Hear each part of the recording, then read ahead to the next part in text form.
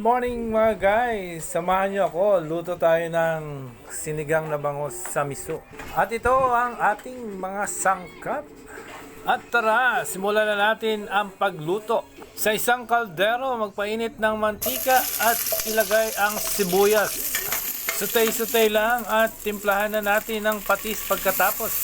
At ilagay na rin natin ang water. Takpan at pagkulo, ilagay na natin ang ating bangos. Yan, hindi gaano kalakihan yung bangos natin. Kasya lang sa 3 katao. At ilagay na rin natin ang ating siling haba at kamatis. At takpan lang natin for 15 minutes. After 15 minutes, ilagay na natin ang fish cube at pagkatapos ang sinigang sa miso powder.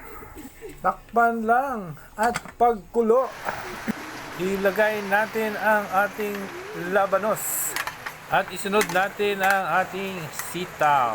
Yan. At pagkatapos, takpan lang for 5 minutes.